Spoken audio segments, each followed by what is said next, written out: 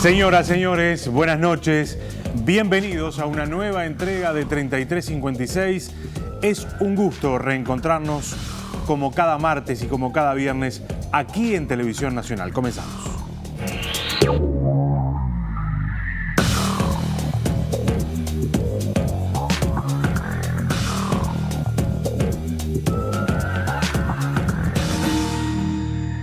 Si bien parece ser una práctica extendida en el mundo entero, son muy pocos los países en el mundo que tienen legislación específica con respecto a la eutanasia.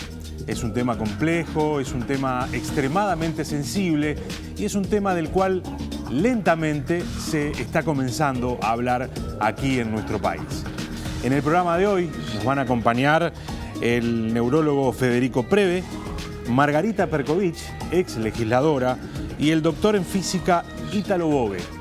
Ellos forman parte de un equipo de personas que viene trabajando con respecto a este tema y obviamente vamos a instalar el asunto aquí en la mesa de 3356. Además, vamos a compartir una entrevista que le hicimos al contador Fernando Sureda. Fernando Sureda tiene hoy una afección que probablemente lo llevará a la muerte y él está reclamando también la posibilidad de que la eutanasia sea legal en Uruguay, porque la piensa para él mismo, obviamente. Este es el tema de esta noche aquí en 3356. Hacemos una pausa y ya venimos.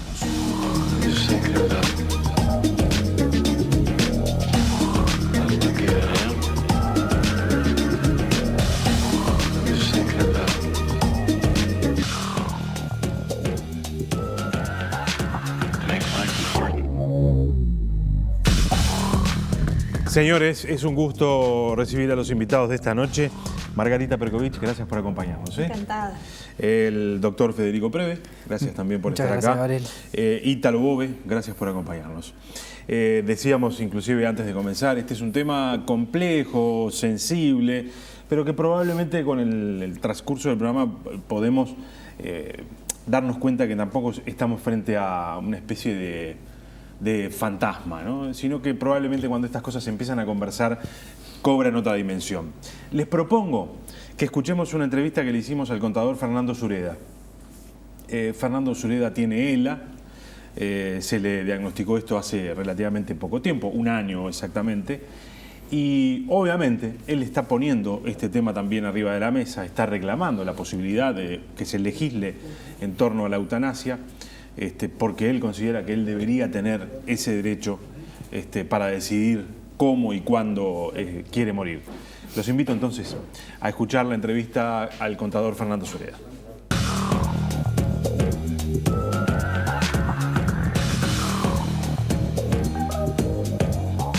Fernando, ¿cuándo te diagnosticaron ELA? Mira, el diagnóstico oficial fue en febrero del 2018.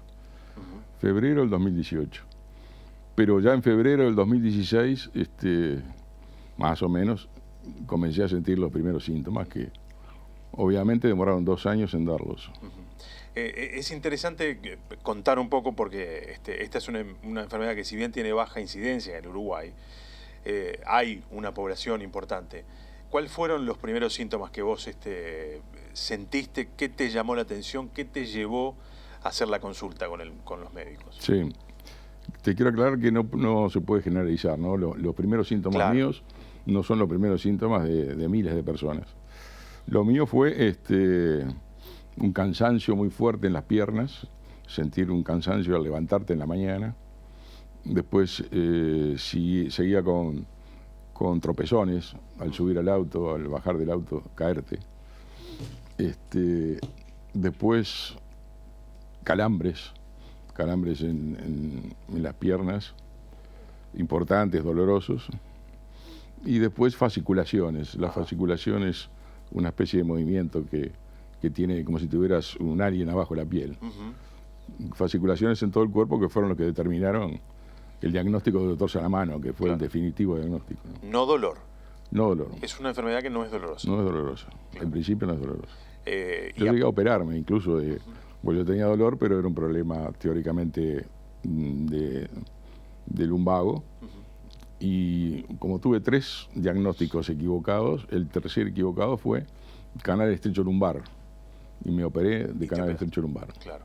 Este es un asunto recurrente, ¿no? La dificultad que a veces tienen los médicos en un diagnóstico preciso, que a su vez... todos los médicos en general, todo el mundo. Mirá que la media de diagnóstico de ELA es entre 1 año y medio y 2. Imagino que has aprendido mucho de la enfermedad en este tiempo. Había gente jubilado y con la internet ahí. Y me interesa entonces que nos cuentes qué es la ELA. Y bueno, la ELA es una enfermedad que se desconoce totalmente el origen, que fue descubierta por el 1840 más o menos por un médico francés, Charcot, que consiste en una muerte de las motoneuronas o neuronas motoras que están situadas en el cerebelo, la motoneurona superior, y en la punta de la médula espinal, la motoneurona inferior. Esas motoneuronas se van muriendo y son las que en definitiva le mandan los impulsos eléctricos a los músculos para que estos se muevan. A los músculos, no me acuerdo el nombre ahora, tiene un nombre. Los que vos podés manejar, es decir, que son involuntarios, creo. Claro. Es decir, yo quiero mover la mano de acá para acá y el cerebro manda la orden. Exacto. Al morirse esos impulsos eléctricos, el músculo se atrofia. Al no recibir impulsos, el músculo se va atrofiando, aunque vos hagas ejercicio y lo que sea. Y bueno, yo perdí ya toda la musculatura de la rodilla para abajo y estoy por perderla de la rodilla hasta la cintura. Y empezó por ahí y después está subiendo por este brazo izquierdo, que ya tengo dificultades para lavarme los dientes o para peinarme, pues no llego. Y bueno, va a subir al derecho, supongo. Pero como es progresiva, va a llegar a los músculos del tórax. Del tórax, que son los que te permiten respirar. Y va a llegar a los músculos de la garganta y del cuello, que son los que permiten tener el cuello duro y te permiten hablar, te permiten tragar, te permiten beber. Entonces no te dejan hablar, es decir, al final terminás conectado a una máquina para darte oxígeno y terminado otra máquina para darte de comer por la panza. Claro. Y eso es lo que yo no quiero. Antes de ir al aspecto, digamos, más crítico de esta situación, la enfermedad, si bien no es reversible, es una enfermedad que hasta ahora no tiene cura, sí tiene tratamientos paliativos que permiten mejorar la calidad de vida del paciente, ¿no? Sí. Por la ejercitación, en fin, una serie de elementos. ¿Vos has pasado ya has transitado ese camino? Mira, todavía no en forma definitiva, pero sí estoy haciendo fisioterapia, que es lo que en el estado de mi enfermedad se recomienda. Porque lo demás son, bueno, psiquiatras o psicólogos. Tengo una cierta aversión con esa gente. Los quiero mucho, pero no creo en ellos. Y después, logoterapia, es decir, aprender a hablar, aprender a respirar, cosas que todavía no necesito. Claro. Pero por ahora sí, la fisioterapia, sí, fisioterapia para mantener un poco la lubricación de las articulaciones. Claro. Obviamente, como decías vos, la progresividad de la enfermedad y la no cura de la enfermedad hace que los diagnósticos en general sean muy complejos. El diagnóstico final de la enfermedad es la muerte. Sí.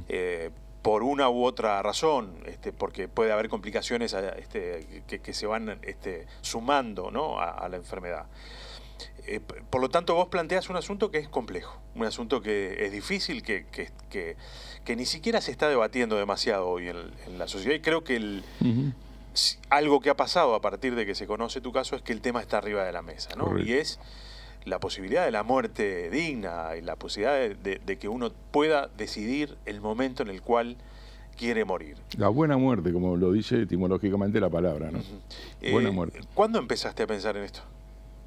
A partir del diagnóstico. ¿En el momento mismo del diagnóstico? Sí, yo estaba de acuerdo con la eutanasia, pero en forma muy general. Teórica. Muy teórica. Y a partir del diagnóstico y viendo el proceso de la enfermedad a través de miles de testimonios que hay en las redes, llegué a esa conclusión. Y ¿Y cómo lo planteás vos? Como la posibilidad de decidir morir en el momento que vos entiendas que ya no podés más con la enfermedad, que la enfermedad te termina dominando. Correcto. En Uruguay está vigente la ley de cuidados paliativos, que es muy buena para mí, porque ahí parte de la base de que vos decís que no querés que te enchufen a nada. Claro. Y esa voluntad del paciente se cumple. Anticipada, que se le dice. Voluntad anticipada, sí. Pero yo voy un poquito más allá, es decir, la ley de cuidados paliativos para mí llega al borde difuso de la frontera entre la sedación final y la eutanasia. Es decir, el doctor Preve te lo puede explicar mejor que yo, pero yo veo, capaz que no está de acuerdo, pero yo veo como que hay una cierta frontera difusa. Claro. Porque para mí la sedación, que el médico la hace con el objetivo de que el paciente no sufra, esa sedación en definitiva te va a llevar a la muerte. Claro. Pero 48 o 72 horas después, yo quiero decir, muchachos, ahora juntarme con mi familia, agarrar una copa, brindar, y se acabó. Porque en definitiva la muerte es la parte final de la vida. Claro. ¿Has conversado esto con especialistas, con médicos, Sí. con médicos que se hayan especializado en las cuestiones éticas? Porque sé que dentro de la comunidad científica no hay una posición única sobre este tema, más bien que todavía no han logrado discutir esto en profundidad. Seguramente esto que estás planteando les genera a ellos una discusión muy profunda, ¿no? Y estoy de acuerdo, y el otro día escuché al presidente del sindicato médico diciendo que estaba de acuerdo en poner el tema sobre la mesa y discutirlo y debatirlo porque era un tema importante. Hablé con muchos políticos, amigos o desconocidos, gracias a periodistas que me pasan los teléfonos, de todos los partidos. Hablé con legisladores, médicos, y todos están de acuerdo en que este no es un año para plantear el tema. Y yo pienso al revés, yo pienso que este es el año para plantear el tema y que en vez de, no sé si van a pasar esto o lo van a cortar, en vez de pelotudear si Sartori tiene un punto más o un punto menos que Larrañaga, que se le pregunte a cada uno de los eventuales presidenciables de cada partido qué opinión tienen, no su partido, sino ellos personal, con respecto a la eutanasia. Porque es una forma también de dejar el tema en debate. Claro. Y eso es lo que yo pretendo. Imagino que esto que decís y que tenés un nivel de convencimiento que es notorio y que es claro. ¿Qué pasó cuando lo planteaste con tu familia? Bueno, mi familia es mi familia, o sea, son muy inteligentes. Mi mujer dijo, lo que vos digas para mí está bien. Mis hijos dijeron, igual, papá, lo que vos digas para nosotros está bien.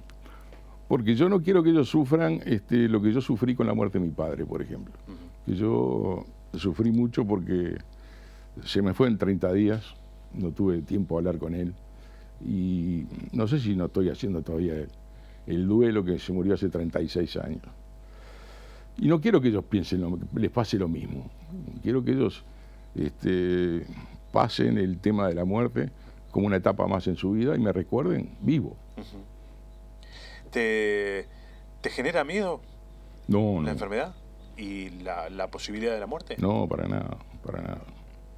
Yo le tenía miedo a la muerte cuando tenía 20 años y era inmortal, pero ahora no, para nada. ¿Cuánto tenés ahora? Cumple 70 en septiembre. Cuando te diagnosticaron la enfermedad, ¿qué te dijeron? Porque en general uno imagino que cuando tiene el diagnóstico se acerca al diagnóstico y a la enfermedad dice, bueno, ¿y cuánto me queda? Me imagino que fue una de las preguntas que te hiciste y capaz que le hiciste al médico. No. No. Lo que hice fue, pasé todas las etapas del duelo, el típico duelo, es decir, primero negar. Yo no voy a buscar una segunda opinión, no puede ser que yo tenga esto. Y después la bronca, la ira, ¿Por qué a mí? Recontra caliente, el por qué a mí, por qué a mí, por qué a mí, hasta que te preguntás, ¿y por qué no a mí si yo estoy en el bolillero con 7.000 millones de habitantes más? Y después la etapa de la discusión con la propia enfermedad. Bueno, ¿por dónde vas a empezar? Tranquila, mira que acá yo necesito caminar, no sé cuánto, no sé qué, hasta que llega la etapa de la aceptación. Claro. Y en eso yo pienso que ya estoy en la etapa de la aceptación. Y en la etapa de reinventarnos cada día con mi mujer. Acá verás que hemos levantado este sillón porque si no, no me podía levantar. Hemos levantado la cama, es decir, reinventarnos todos los días. Bueno, silla de ruedas, antes yo usaba un caminador, ahora silla de ruedas. Y hay que reinventarse y vivir el día a día, porque no sabes cuándo esto se te puede transformar en un problema de pulmonar, porque te tragaste una flema y te puede morir rápidamente, cosa que sería bárbaro. Claro. Vos lo decías recién, el objetivo un poco es poner arriba de la mesa este tema y discutirlo. Y quizás los que nos están viendo y dicen, bueno, pero capaz que hay otras personas que tienen la misma enfermedad y la están peleando y quieren pelearla y no se quieren rendir. Esto es voluntario. Absolutamente, o sea, voluntario. Acá lo que vos estás planteando es la libertad, en definitiva, de cada uno elegir de qué manera quiere vivir y de qué manera quiere morir. Yo, como estimo que viví dignamente, también quiero morir dignamente. Además, mi mujer dice que se pone mal cuando yo lo digo, pero es cierto. Yo sufro de la crueldad que tiene esta enfermedad, por lo menos a esta altura. La crueldad a mí me ataca en un 20%, a mi familia le ataca en un 80%, porque yo veo cómo sufren, veo cómo están permanentemente pensando en mí, llamando por teléfono, mi mujer está todo el tiempo atrás mío, y bueno, yo balconeo, porque fíjate cómo estoy, si no me ve que me pare, piensa que estoy bárbaro. Claro. No, esta es la Mercedes-Benz de las enfermedades, es una enfermedad de alta gama. Claro. Fernando, gracias por habernos recibido en tu casa. No, por favor. La idea de conversar contigo es esto, que sea en definitiva el disparador para un debate entre aquellos que tienen la responsabilidad de legislar, entre aquellos que tienen la responsabilidad también del debate ético sobre el tema. Y bueno, no abusar mucho más de tu generosidad y agradecerte. No, y le dejo el mensaje, Gabriel, para todos los periodistas que tengan a bien a un político al lado, que dentro de su paquete de preguntas incluyan su opinión de la eutanasia. Gracias. No, al contrario.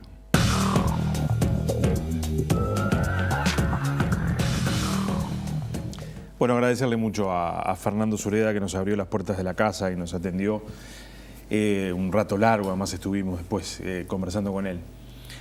Yo lo único que les pido en este bloque es una primera aproximación a varios de los asuntos que ponía él arriba de la mesa, que son complejos, que son delicados, que uno por momentos no sabe muy bien por dónde transitar. Margarita. Y yo creo que es un tema que está en la sociedad uruguaya, no se expresa, hay como miedo, es como un tema tabú, pero sin embargo, quizás por el perfil demográfico que tenemos, por las características nuestras muy parecidas en la parte cultural a los países desarrollados, es un tema del que se ha hablado siempre.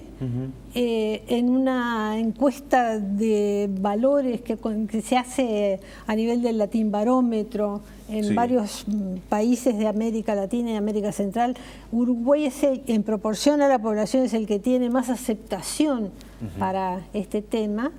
Pero nos encontramos como todos los temas que tienen que ver con la libertad sobre el cuerpo, es un tema central de discusión siempre. Claro. Hasta ahora ha sido un tema de puertas para adentro, es decir, la familia los debate, la comunidad científica debate, pero no es un debate público. En 1934, cuando Irureta Goyena estaba discutiendo el Código Penal, que todavía no lo modificamos, los dos temas con los que él más discutió con los legisladores más conservadores y por supuesto con los confesionales fueron el tema de la interrupción voluntaria del embarazo y es decir, el artículo del Código Penal que exime por homicidio piadoso a los médicos. O sea que es de larga data este debate. De larga data. Lo que pasa es que estos temas son muy resistidos culturalmente. Claro. Ítalo. De larga data. Platón lo discutía, Aristóteles. Es un tema que se ha discutido a lo largo de la historia y también hay que entender un poco de dónde venimos. Yo creo que la sociedad ha intentado diferenciar un poco los tipos de suicidios que ha habido en la historia de aquella persona que tenía un sufrimiento profundo, de aquella persona que tenía una situación que podía ser reversible y tratar de, bueno, en un caso se aceptaba y en otro caso se trataba de impedir. Hubo una época en la cual se englobó todo dentro de una misma cultura de pensamiento único, se prohibió el suicidio estaba prohibido al punto que si uno lo intentaba y fallaba, después tenía pena de muerte. Estaba penalizado. Sí. Y con el paso del siglo XX se ha ido despenalizando en gran parte del mundo. En Uruguay no está penalizado, el suicidio es legal. Pero claro, acá hay un punto que hay que, Fernando Sugreva lo marca bien claro, separemos. Hay personas que tienen la posibilidad de suicidarse cuando sienten que el sufrimiento que tienen es insoportable y es irreversible. Pero hay personas que físicamente no pueden.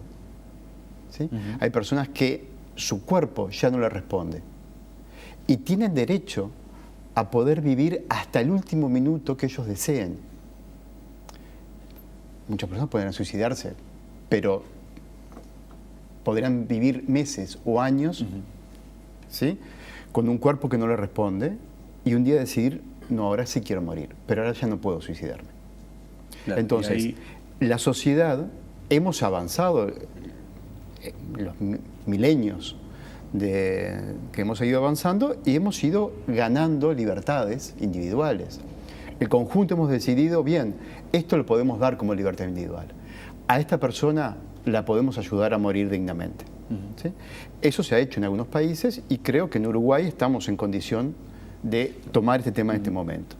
Federico, ¿en qué estado está este debate en la comunidad médica?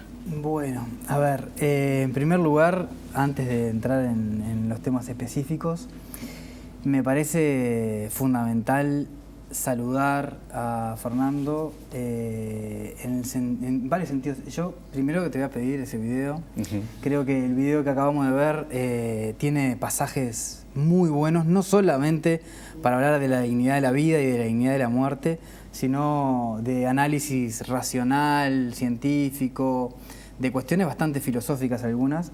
Así como hay películas que a veces se pasan en aulas para enseñar conceptos éticos, conceptos filosóficos, y eso, creo que la entrevista que le hiciste a Fernando tiene pasajes muy buenos.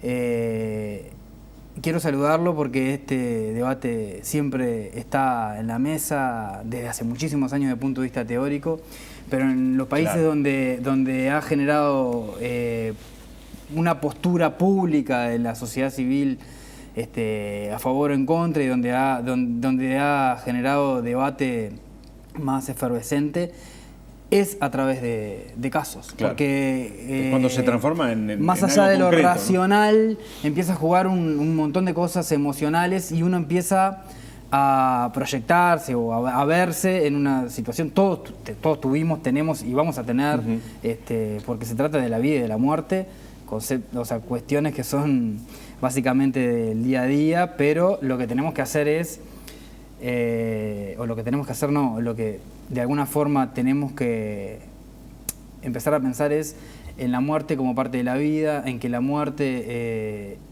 existe para todos, y creo que no tiene que ser un tabú, creo que tiene que ser una situación aceptada. Obviamente que depende de la etapa de la vida, mayor miedo, ahí sí como profesional y como neurólogo, pero básicamente muchísimos profesionales de la salud estamos enfrentados a la muerte diariamente y de alguna forma racionalizamos un montón de cosas. En ese sentido, y ahora sí te respondo, primero, en Uruguay, desde el punto de vista tanto legal como de organizaciones, la eutanasia desde el punto de vista legal está penada. Tenemos un código de 1930, como dijo Marga recién, que fue de avanzada para esa época, porque de hecho hay un atenuante en el homicidio piadoso, o sea que la legislación ya, o la sociedad uruguaya ya en los 1930 estaba con un pensamiento avanzado con respecto a este tema. Tenemos algunas otras situaciones de avanzada política en el 2008 con la ley que ampara los derechos de los usuarios, en el 2009 con la voluntad anticipada, y actualmente existen los cuidados paliativos que deben existir y son complementarios, o sea, de no encarnizarse, claro, de aliviar el sufrimiento, el dolor y acompañar, que es parte de lo que hacemos. La comunidad médica, al día de hoy, tanto el Colegio Médico en su código de ética penaliza desde el punto de vista ético de la eutanasia, y el Sindicato Médico, organización a la que pertenezco, porque adhiere a acuerdos de la Asociación Médica Mundial, que en general también está en contra, pero está abierto al debate, y así como yo estoy dispuesto y con otro conjunto de gente a dar el debate público, porque consideramos que esto es un derecho de las personas y hay que sacarlo exclusivamente de los ámbitos académicos, profesionales y médicos, sino que tratarlo como personas, como derecho de las personas. También estoy dispuesto, y lo voy a hacer, a dar el debate dentro del colectivo al que pertenezco, el colectivo médico, para ver si podemos avanzar también como se avanzó con otras cosas, particularmente con la interrupción voluntaria del embarazo y con las cuestiones que tienen que ver con la medicina canábica en los últimos años. Claro. Antes de ir a algunos de los aspectos que ustedes quieren plantear y quieren poner arriba de la mesa para debatir, les quiero hacer una pregunta más bien instrumental. ¿Cómo se forma este grupo de gente que decide debatir de estos temas? ¿Cuál es la motivación? ¿Cómo se encuentran? ¿A partir de qué nace esto? Y Marga, no sé. Y ¿Fue espontáneo? Sí, con algunos nos conocíamos, con el doctor Preve yo me conocía, y sabía la opinión de él. Fue para mí una obsesión este tema. ¿Sí? ¿Como legisladora llegaste a trabajarlo? Bueno, y sí, cómo no. ¿Sí? Intentamos, Federico decía en la etapa en que yo estuve en el Senado y que tenía la mayoría de los votos, pudimos sacar con el doctor Cid la ley de los derechos de los usuarios, y ahí se debatió mucho, pero no pudimos concretarlo. Yo creo además que habría que hacerle alguna corrección si es que llegáramos a avanzar legislativamente sobre esto. En el caso de la ley de voluntad anticipada, que lamentablemente se usa poco, la recomiendan poco, pero que es un elemento más.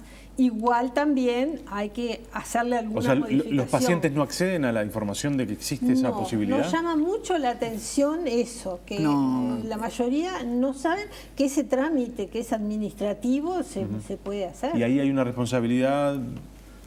Y bueno, hay de difusión institucional, tanto de los prestadores como de difusión por parte del propio ministerio, de que existe la posibilidad de expresar la voluntad anticipada.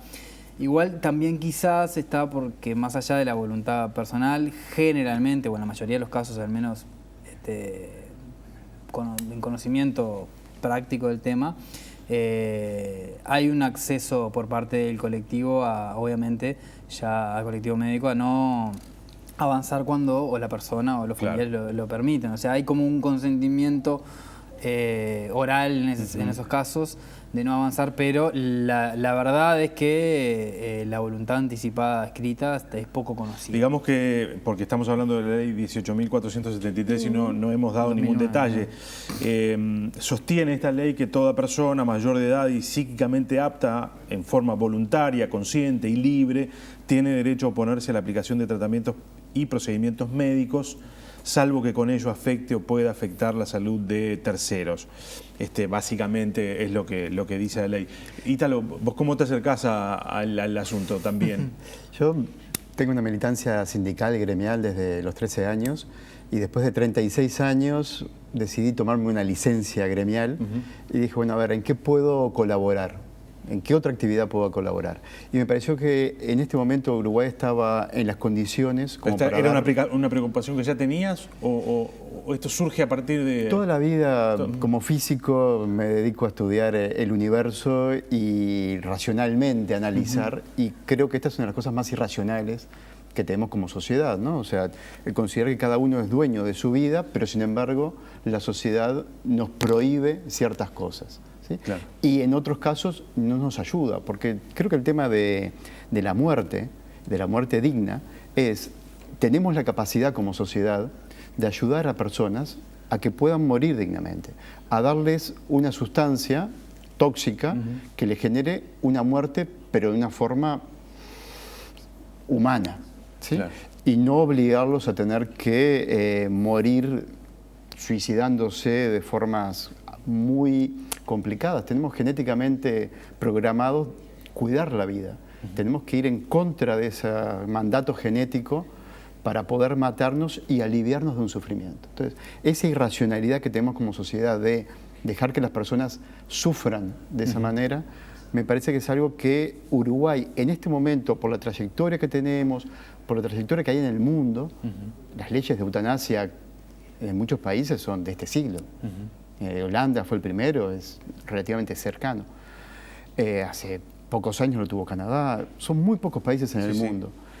Creo que estamos en condiciones. Escuché un día a Fede por la radio y busqué por el amigo en común que tenemos todos, claro. forma de contactarlo, y Acá estamos.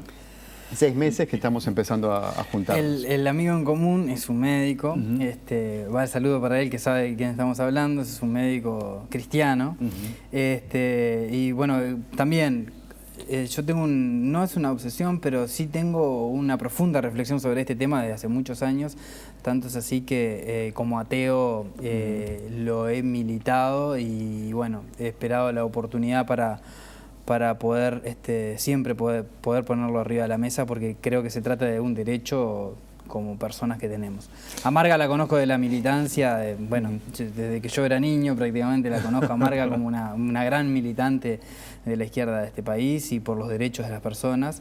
Y bueno, y con Ítalo, mi amigo común, me dice, yo tengo un amigo que te va a caer muy bien para este tema. Y bueno, cuando el tema empezó a surgir, dije, bueno, vamos a empezar a juntarnos, que este tema hay que ponerlo arriba de la mesa. Y como decía Fernando, creo que este año es un año, por lo menos, para debatirlo, y debatirlo con seriedad, eliminándonos de prejuicios, sabiendo que vamos a encontrar resistencias, que hay gente que opina, y está bien que opine sobre un tema que genera prurito, que genera debate en todas las mesas familiares, con amigos y en todos lados.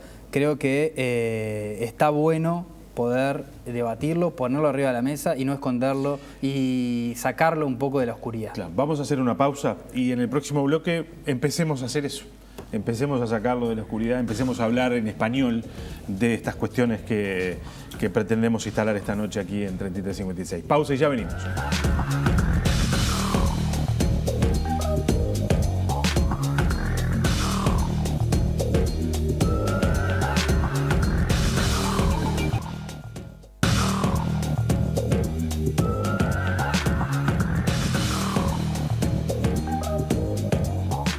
En Uruguay está vigente la ley de cuidados paliativos, que es muy buena para mí, porque ahí parte de la base de que vos decís que no querés que te enchufen a nada. Claro. Y esa voluntad del paciente La voluntad se cumple. anticipada, que se le dice. Voluntad anticipada, sí. Pero yo voy un poquito más allá, es decir, la ley de cuidados paliativos para mí llega al borde difuso de la frontera entre la sedación final y la eutanasia. Es decir, el doctor Preve te lo puede explicar mejor que yo, pero yo veo, capaz que no está de acuerdo, pero yo veo como que hay una cierta frontera difusa. Claro. Porque para mí la sedación, que el médico la hace con el objetivo de que el paciente no sufra, esa sedación en definitiva te va a llevar a la muerte. Claro.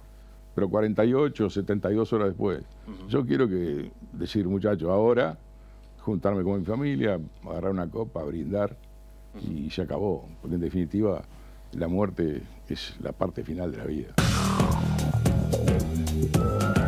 Y aprovecho para arrancar con Preve porque dice frontera difusa, la sedación que lleva a la muerte. Esto que habitualmente ocurre en el sistema de salud público, privado, uno se enfrenta ante una situación que es irreversible y bueno, uno no llega a decirle, digamos, probablemente habrá casos y casos, pero uno dice, doctor, quiero que no sufra más y quiero que esto se termine. Y los médicos tienen una serie de procedimientos para que esto ocurra. Y esto efectivamente, como decía Fernando, puede pasar inmediatamente, puede pasar 24 horas después, 48, 72. Y ahí no queda muy claro frente a qué estamos ahí, ¿no? A ver, una cosa es la historia natural de las enfermedades y el fallecimiento o la muerte natural. Obviamente como médicos algunas veces podemos curar, otras muchas veces podemos prevenir enfermedades, y si no, tenemos que acompañar, ayudar y estar al lado es parte de la medicina de este último periodo histórico. En eso de acompañar, ayudar, aliviar los dolores, aliviar el sufrimiento, no encarnizarse, no escalar en medidas cuando la persona ya no considera que eso es digno. Bueno, los cuidados paliativos tienen muchísimo para dar. Cuando hay enfermedades terminales, cuando hay enfermedades degenerativas o cáncer, y alivian dolor, alivian sufrimiento, alivian síntomas y acompañan con equipos multidisciplinarios, generalmente en la casa de las personas, pero acompañan la muerte natural, ¿no? Claro. A eso y otras muchas cosas, pero a eso se dedica la especialidad de los cuidados paliativos, que es aliviar el dolor, el sufrimiento, acompañar, y brindarle la máxima calidad de vida posible en los últimos momentos, pero no aceleran el proceso de la muerte. Cuando para algunas personas, dentro de las que me incluyo, a veces ese proceso no es digno, y esa última etapa de la historia natural de la enfermedad no es digno. Claro. Para uno, si se viera así, para el entorno, o es una sobrecarga para la familia, o es una sobrecarga para la sociedad, etcétera.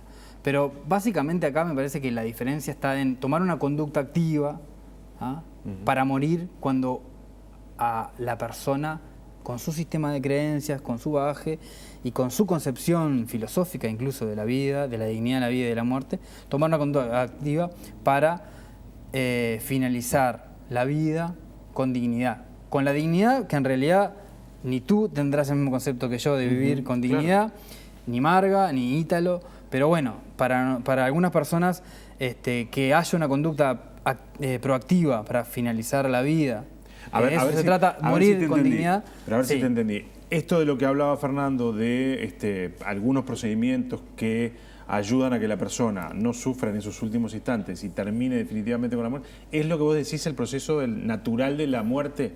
Claro, ¿O ahí hay algún procedimiento que ayuda? No, en general se ceda cuando puede, en las últimas etapas, pero la muerte ocurre como una historia natural de un proceso natural de finalización. Pero muchas veces esa última etapa de la vida, para algunas personas no es digno verse ni confusos, ni sedados, como que te están velando en vida, estás sufriendo toda tu familia, tu entorno, tus amistades. Entonces, para algunas personas que creemos que estaría bueno tomar una conducta proactiva para finalizar la vida con dignidad y no tener una etapa de vida indigna, porque la vida se trata de un derecho, no es una obligación vivir. Es un derecho que tenemos las personas. Y así como tenemos derecho a la vida, deberíamos tener el derecho a poder finalizarla con dignidad, claro, y no ser una sobrecarga ni un sufrimiento para terceros. De repente uno no sufre, sufriría teóricamente si estuviera consciente, pero está haciendo sufrir a un montón de gente. Me hiciste acordar algo que vi hoy de tarde, un debate que se dio en España por estos temas, en el Parlamento español. Y había un legislador del Partido Popular, lo recuerdo particularmente, que decía, no, señores, la dignidad es tener vida, cualquier otra cosa es indigno. Ese es el fondo de la discusión. Por eso digo, pero o sea, en el sentido contrario a lo que vos decías, ¿no? Para él, la sola existencia de la vida mágicamente generaba dignidad. Y sin duda que no. No es así. Y yo, desde mi concepción, trabajando en generar garantías para el ejercicio de los derechos de las personas, se ha avanzado en el sentido justamente, ¿cuál es el mínimo de dignidad humana para una persona? Y eso lo tiene que elegir ella, de acuerdo a su concepción de dignidad. Me parece que se ha avanzado mucho en esta elaboración filosófica, digamos.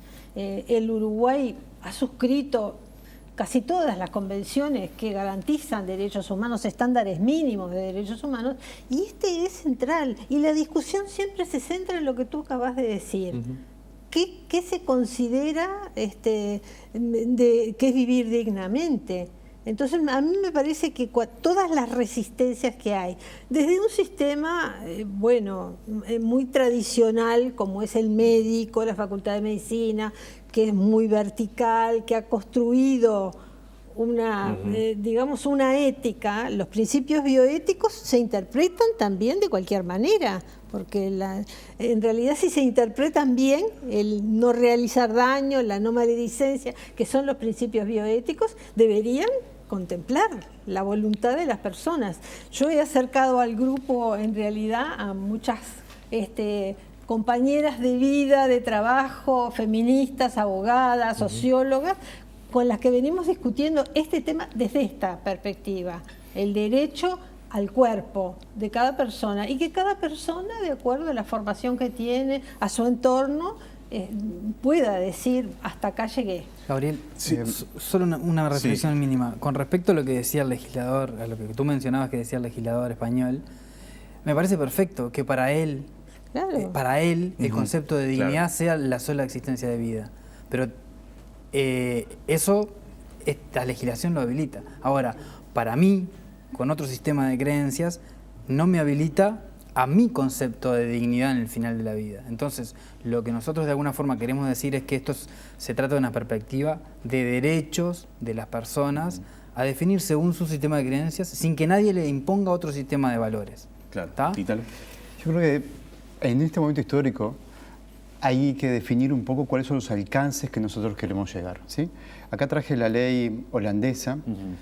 Creo que cuando hablamos de muerte digna, que es algo más que eutanasia, ¿sí? Porque también podemos incluir el suicidio asistido. O sea, cuando una persona solicita ayuda a morir, ¿sí? Y la sociedad entiende que es pertinente, en la mayoría de los casos la persona puede autoadministrarse la sustancia que se le dé. Eso es suicidio asistido. Exactamente. Que no es lo mismo que eutanasia. Que no es lo mismo que eutanasia. Por otro lado, eutanasia, por definición, engloba... ¿El suicidio asistido también está penado en Uruguay? Sí, por supuesto. Sí, claro. ¿No? Sí, claro. La eutanasia también engloba, por definición, casos en los cuales es eutanasia no voluntaria, en donde el paciente no lo solicita porque está en coma, porque no tiene capacidad... ¿Ni siquiera previamente? Bueno, se podría, pero a lo que voy es, la palabra eutanasia, ¿sí? Cuando se discute este tema, puede incluir esos casos. Nosotros estamos hablando de situaciones en las cuales tiene que ser voluntario. Ahí está. ¿Tá? Ahora, por supuesto, la persona debería poder dejar por adelantado, escrito, expresado, cuál es su voluntad para ciertas situaciones en las cuales cuando se llega a una situación ya existe un testamento en donde la persona deja por escrito eso. Entonces, yo quisiera leer una frase, dos frases de la ley holandesa que dice que es un sistema médicamente asistido, o sea, se tiene que tener la opinión de por lo menos 2 médicos independientes, y el médico tiene que haber llegado al convencimiento que el padecimiento del paciente es insoportable y sin esperanza de mejora. Además, ha llegado al convencimiento, junto con el paciente, de que no existe ninguna otra solución razonable para la situación en la cual se encuentra este último. O sea, estamos hablando de personas en las cuales consideran que su situación es insoportable e irreversible. En eso se separa, la palabra irreversible es básica, de aquella persona que está pasando por una depresión, pero la sociedad entiende que esa persona se la puede ayudar a cambiar su situación y puede recuperarse y tener una vida plena posterior. Entonces, yo creo que acá es bien claro. Nosotros estamos pidiendo que la sociedad cree un mecanismo en el cual se ayude a personas a morir dignamente. Y tenemos que hacer una criba. Y decimos, a esta persona tiene una situación irreversible de sufrimiento y la vamos a ayudar a tener una muerte digna. Ahí me interesaba hacer que quedara bien clara alguna de estas definiciones, porque en parte del material que hemos leído con la producción para plantear el programa aparecen estos conceptos que de repente a uno no le quedan del todo claros. Yo leía en alguno de este material, algunas asociaciones estadounidenses consideran que la ayuda médica para morir, la muerte médicamente asistida o la muerte digna no deben denominarse suicidio asistido. El suicidio asistido entonces es otra cosa. Y además afirman que es una práctica completamente ajena a la eutanasia.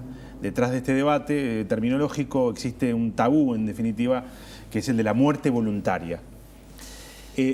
Hagamos esas distinciones. La muerte asistida, voluntaria, el suicidio asistido, el aspecto vinculado a la voluntad y el que no está vinculado a la voluntad. Pongamos esto arriba de la mesa. A ver, una cosa es acompañar el proceso de muerte natural y aliviar el sufrimiento y el dolor, como decíamos hoy. Exacto. En ese momento, en esa circunstancia, que generalmente debe ser la mayoría de las circunstancias, existen los cuidados paliativos que hay que potenciarlos y desarrollarlos, como una política complementaria a esta que nosotros estamos proponiendo. Después, cuando se toma una conducta activa para finalizar la vida por la voluntad de la persona autónoma, ¿no? El principio de autonomía de las personas, cuando se toma una conducta proactiva y cuando quien la ejecuta es un personal sanitario, un médico, ahí estamos hablando de eutanasia, una conducta proactiva para finalizar la vida, porque se considera ya que no hay dignidad en esa vida, lo considera la persona que la solicita y se corrobora con otro profesional y hay que reglamentar un montón de cosas que tienen que ver con un proceso bastante estricto. Sí, ¿no? claro. Tiene que haber determinadas garantías de que esto no es. Y después está Exactamente. el suicidio. El suicidio es cuando una persona se quita la vida. Ahora, ¿qué pasa? La persona probablemente ya tomó la decisión de quitarse la vida. Sí. Entonces, hay que... La discusión es, ¿se le da un soporte científico a través de las ciencias sanitarias y de las ciencias médicas? ¿Se asiste, o sea, se le da la posibilidad de que se suicide sin sufrimiento y sin dolor, o, como el día de hoy, se suicida, claro. se ahorca, le da un balazo, se corta, Se tiran. etcétera. Se precipitan. Entonces, digamos, la persona generalmente ya toma la decisión de suicidio y asistir es brindar, pero quien ejecuta es la propia persona, cuando puede, si no, no se podría hacer suicidio. Me acotan, y es interesante, con el riesgo a no morirse. En los casos estos que Bueno, la persona sí, decide hacerlo, obviamente, toma de ella, ¿no? obviamente. Cuando Además, hay soporte médico, seguramente sufran, pero cuando seguramente hay soporte sufran, médico, tengan dolor. claro, exacto. Y bueno, son dos discusiones parecidas, pero no son lo mismo. No son lo La mismo. eutanasia y el suicidio asistido son cuestiones distintas, porque quien la ejecuta en una es la propia persona, con la ayuda para no sufrir y no tener dolor, y la eutanasia es quien realiza el acto, es profesional. Claro. ¿Ah? Pero en definitiva... Y el camino es reglamentar las dos cosas. El camino sería, en todo caso, poder O no mezclar la discutir. discusión. No, mezclarlo. No, yo creo que sí. Hay que poner claramente, para hacer el marco legal, hay que poner claramente los procedimientos. Porque si no, siempre va a surgir, están promoviendo el control de la vida de las personas. Y puede haber casos, además, en los cuales sobrecaiga la responsabilidad sobre los técnicos, médicos que están asistiendo a eso. Es decir, que la reglamentación tiene que ser clara. Yo creo que la discusión es la misma en el sentido del derecho de cada uno a decidir cuándo y cómo morir. Son cosas distintas en el momento de que, como uno es una práctica profesional, hay que reglamentarla claramente. Y el suicidio asistido tiene que ver con lo que está en el Código Penal de 1934, que en realidad funciona hoy como una atenuante el homicidio piadoso. Pero en ese caso debería eximirse, pero debería despenalizarse. O sea, no estar penado, pero también lo que hay que reglamentar son las circunstancias en las que se habilitaría. Una cosa es reglamentar todo un procedimiento, como pasa con la interrupción voluntaria del embarazo, que sería la eutanasia, y otra cosa es despenalizar el homicidio piadoso, que sería suicidio asistido. Sí, igual la legislación de varios países, en Holanda, en Canadá, una de las cosas que dicen es, si vamos a hacer un soporte institucional como sociedad para ayuda en ciertos casos, se le pide al médico tratante, quiero finalizar con mi vida, tiene que ser algo voluntario, tiene que estar por escrito, si no la persona no puede escribir, tiene que haber una persona de confianza que pueda ser testigo. Una vez que hay una segunda opinión de un segundo médico independiente del médico principal y del paciente, cuando se llega al convencimiento como sociedad de a esta persona hay que ayudarla a morir, nosotros tenemos tóxicos, drogas, venenos, que generan muertes sin dolor. ¿Sí? Ahora, si el paciente, si la persona se lo autoadministra o se lo da un funcionario del Estado, ya sea un enfermero, un médico, etcétera, vía intravenosa, la diferencia para mí como ciudadano no es tan grande.